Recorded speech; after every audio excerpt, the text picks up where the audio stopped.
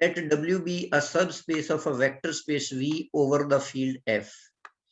Then the set defined by left cosets of W is a vector space over the field F known as quotient space. इस quotient space की dimension मालूम करने का तरीका ये है कि dimension of V minus dimension of W. इससे रिलेटेड कुछ क्वेश्चन देखते हैं.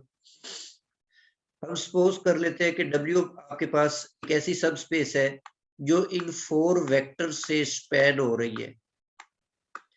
तो फिर आप इस क्वोशिएंट स्पेस की डायमेंशन फाइंड आउट करें.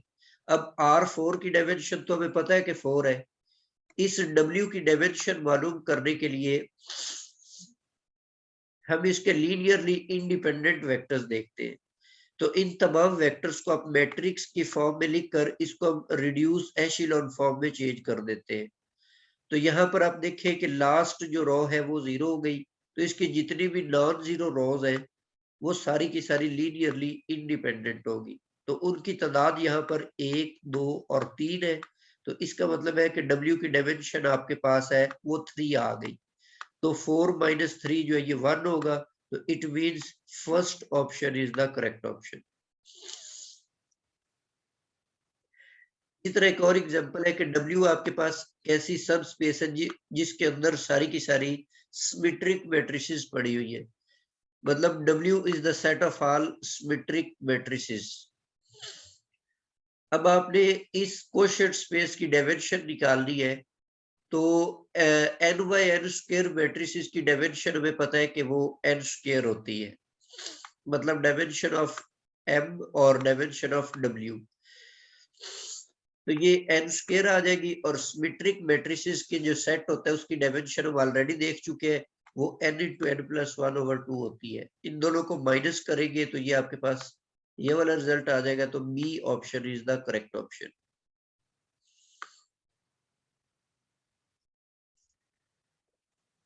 ये फर्दर आपके पास है लीनियर ट्रांसफॉर्मेशन और vector space homomorphism. Linear transformation क्या होता है और इसका दूसरा नाम जो है वो वेक्टर होमोमॉर्फिज्म है. यहाँ पर जो वर्ड ट्रांसफॉर्मेशन है ये बेसिकली हमने मैपिंग की जगह इस्तेमाल की है. In other words a transformation is a mapping. ये एक मैपिंग होती है. और लीनियर से मुराद ये है कि इस ट्रांसफॉर्मेशन या इस मैपिंग की खसूसियत ये है कि ये जो लाइंस होती है आफ्टर ट्रांसफॉर्मेशन भी वो लाइंस ही रहती है. ठीक है. वो लाइंस जो है वो अदर कर्व्स में चेंज नहीं होती. इसीलिए हम इस ट्रांसफॉर्मेशन को लीनियर ट्रांसफॉर्मेशन का नाम देते हैं. मतलब इसकी खसूसियत ये है कि मिसाल के तौर पर अगर आप एक लीनियर ट्रांसफॉर्मेशन लेते हैं from r square to r square.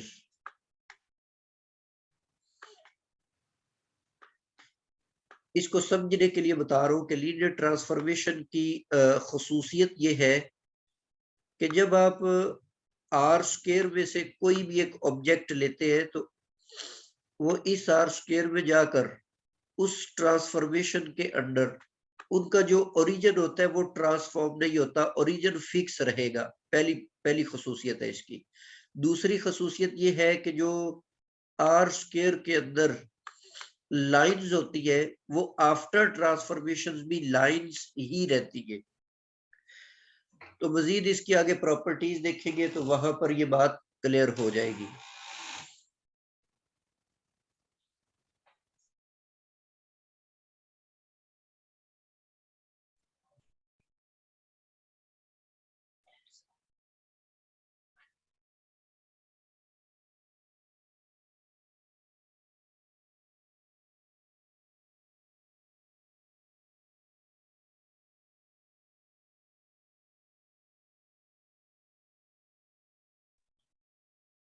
जी पहले हम इसको डिफाइन कर लेते हैं कि लीनियर ट्रांसफॉर्मेशन से क्या मुराद.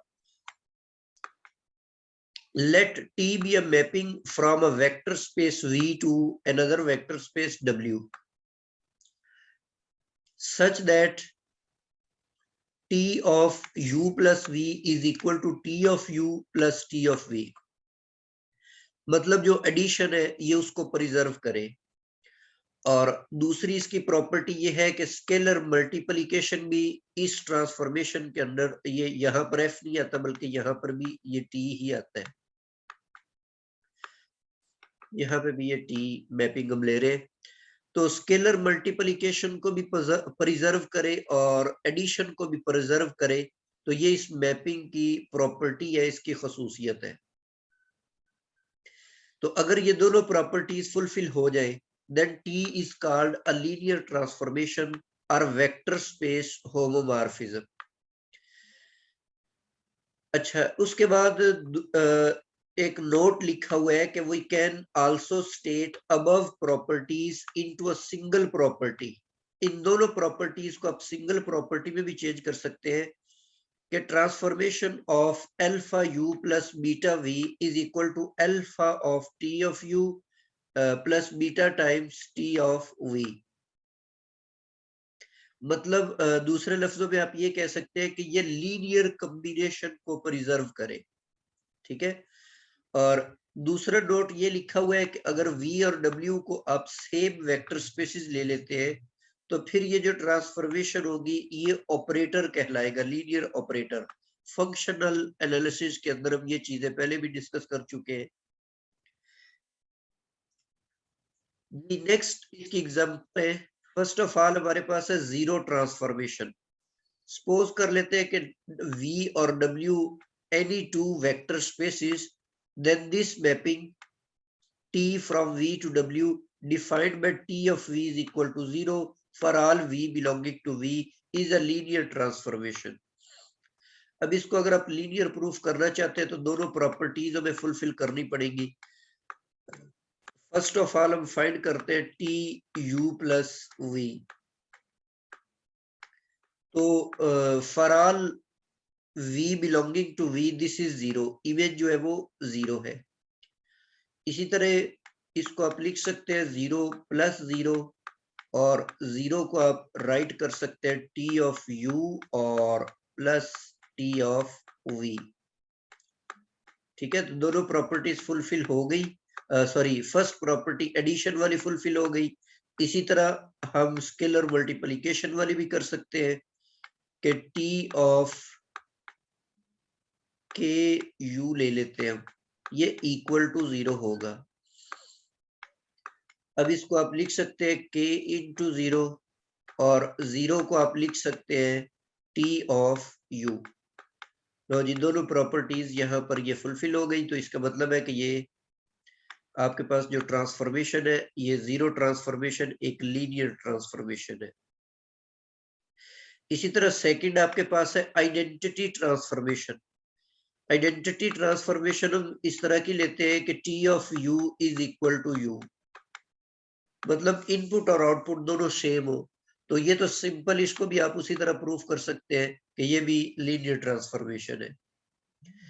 इसी तरह डायलेशन ट्रांसफॉर्मेशन, अगर आपके पास इस तरह की ट्रांसफॉर्मेशन है T of U is equal to, यहाँ पे मल्टीप्लाई होने वाला नंबर जो स्केलर वो आपके पास लेस देन 1 होना चाहिए।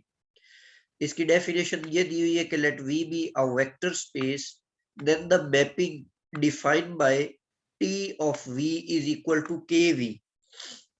यहाँ पर सॉरी ये हाफ मैंने लिखा, यहाँ पर हाफ नहीं आता, ये के पर कंडीशन है कि के मस्ट बी ग्रेटर देन 1।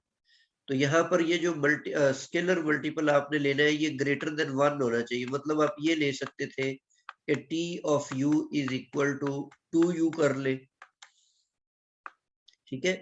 तो ये आपके पास जो मैपिंग है ये डायलेशन कहलाएगी, और ये एक लीनियर ट्रांसफॉर्मेशन है। इसको भी आप इजीली प्रूफ कर सकते हैं कि यहाँ पर आप alpha U plus beta we,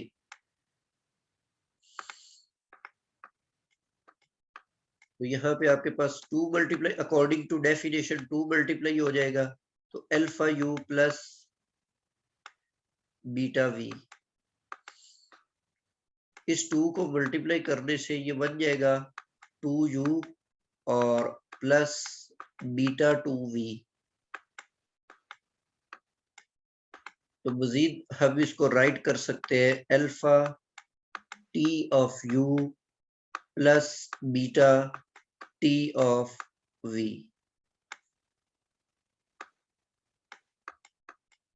ठीक है, it means this is a linear transformation. इसी तरह नेक्स्ट आपके पास है कॉन्ट्रैक्शन। अब कॉन्ट्रैक्शन के अंदर जो मल्टीप्लाई होने वाला नंबर है वो लेस देन 1 होना चाहिए। अगर वो ग्रेटर देन 1 है तो वो डायलेशन हो गई, और अगर वो लेस देन 1 है तो वो कॉन्ट्रैक्शन होगी। ये इस तरह की मैपिंग्स हम जब कॉम्प्लेक्स पढ़ा था तो उसमें कन्फॉर्मल मैपिंग्स के अंदर भी इस तरह की एग्जांपल्स हमने देखी थी कि जो भी ऑब्जेक्ट दे दिया जाता है उस ट्रांसफॉर्मेशन के अंदर, तो डायलेशन से मुराद ये होता है कि वो उसको एक्सपेंड कर देते हैं, और कॉन्ट्रैक्शन से मुराद ये होता है कि उस ट्रांसफॉर्मेशन के अंदर वो जो भी आपको ऑब्जेक्ट दिया जाता है वो उस ट्रांसफॉर्मेशन में कॉन्ट्रैक्ट हो जाता है, मतलब सुकड़ जाता है। इसी तरह नेक्स्ट आपके पास है डिफरेंशिएशन ट्रांसफॉर्मेशन। तो आपको पता है कि जो डेरिवेटिव होता है, डेरिवेटिव इस प्रॉपर्टी को फुलफिल करता है कि यहाँ पे alpha U plus beta we लिखा हुआ है, तो इसका मतलब आप डेरिवेटिव को स्केलर पे अप्लाई नहीं करते बल्कि वेरिएबल का डेरिवेटिव ले लेते हैं। तो alpha D you over D x plus beta. तो इस तरीके से आप प्रूफ कर सकते हैं कि जो डिफरेंशिएशन ऑपरेटर है, ये डिफरेंशियल ऑपरेटर है, डिफरेंशियल कोफिशिएंट, ये आपके पास एक लीनियर ऑपरेटर होता है। इसी तरह इंटीग्रल जो है, इंटीग्रेशन, ये भी आपके पास एक लीनियर ऑपरेटर होता है। नेक्स्ट हमारे पास एक थ्योरम है कि let T be a linear transformation then it maps 0 to 0 element. मसलन ये आपके पास v है, तो इसका जो 0 एलिमेंट होगा v का, वो मैप करेगा w के 0 एलिमेंट पे। ये अगर 0 एलिमेंट है w का, तो इसका मतलब है 0 हमेशा 0 पर ही मैप करेगा। इसी तरह अगर आप नेगेटिव किसी वेक्टर के नेगेटिव पर ट्रांसफॉर्मेशन अप्लाई करते हैं तो वो उसके नेगेटिव टाइम्स उसके इमेज के इक्वल आ जाता है। इसी तरह जो सब्ट्रैक्शन होती है लीनियर ट्रांसफॉर्मेशन के अंदर, वो भी प्रिजर्व रहती है। अच्छा, ये जो दोनों फर्स्ट टू प्रॉपर्टीज है ये वेरी हेल्पफुल होगी किसी भी फंक्शन को, किसी भी ट्रांसफॉर्मेशन को डिटरमाइन करने के लिए कि वो लीनियर ट्रांसफॉर्मेशन है या नहीं है। अभी हम कुछ इसकी एग्जांपल्स देखेंगे। सेकंड थ्योरम ये स्टेट करता है कि u and v be two vector spaces, then their sum is also a vector, u and v be two vector spaces and t be a linear transformation, s is also a linear transformation, then their sum is also a linear transformation। और इसी तरह इस transformation का जो scalar multiple है वो भी आपके पास एक लीनियर ट्रांसफॉर्मेशन होगा। आगे चलकर हम ये देखेंगे कि ये जो लीनियर ट्रांसफॉर्मेशन होती है एक वेक्टर स्पेस से दूसरी वेक्टर स्पेस में जितनी भी डिफाइन कर सकते हो, उन तमाम का जो सेट होता है वो अगेन आपके पास एक वेक्टर स्पेस होता है। एक एग्जांपल है कि which of the following is not a linear transformation from r square to r square। जैसे अब ये है आपके पास ट्रांसफॉर्मेशन है, अब ये जो ट्रांसफॉर्मेशन है फर्स्ट वाली ये लीनियर नहीं है। नीचे मैंने रीजन दी हुई है क्योंकि ये 0 को 0 पर मैप नहीं करवाती। ठीक है, 0 पर ये 0 को मैप नहीं करवाती। तो इससे एक बात वाज़ेह हो गई, जिसके अंदर ये वाले कांस्टेंट्स जो है ये जब या माइनस हो रहे हैं वो ट्रांसफॉर्मेशन कभी भी लीनियर नहीं होगी। इसी तरह जो सेकंड ट्रांसफॉर्मेशन है ये भी लीनियर नहीं है, क्योंकि इसमें अगर हम नेगेटिव वेक्टर का इमेज मालूम करते हैं तो वो नेगेटिव टाइम्स उसके इमेज के इक्वल नहीं आता। तो ये जो पीछे हमने दोनों थ्योरम्स पढ़े हैं ये उनको सेटिस्फाई नहीं करते। इसी तरह सी को हम चेक कर लेते हैं तो ये लीनियर ट्रांसफॉर्मेशन होगी। सी इज द करेक्ट ऑप्शन। ये जो डी है ये भी लीनियर ट्रांसफॉर्मेशन नहीं है, इसकी वजह भी यही है कि ये भी 0 को 0 पर मैप नहीं करते। तो ये जो प्रीवियस 2 थ्योरम्स थे ये वेरी हेल्पफुल है। अगर आप ये प्रूफ करना चाहते हैं कोई ट्रांसफॉर्मेशन जो है वो लीनियर ट्रांसफॉर्मेशन नहीं है तो उसके लिए आप इन सबसे पहले इन दो को अप्लाई किया करेंगे, मतलब 0 को 0 पर मैप करवा कर देखे, अगर हो जाए तो फिर आप नेगेटिव वाले को भी चेक कर ले प्रॉपर्टी को।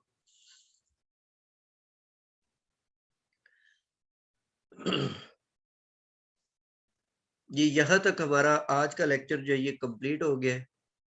इसमें से अगर आप कुछ पूछना चाहते हैं तो पूछ सकते हैं।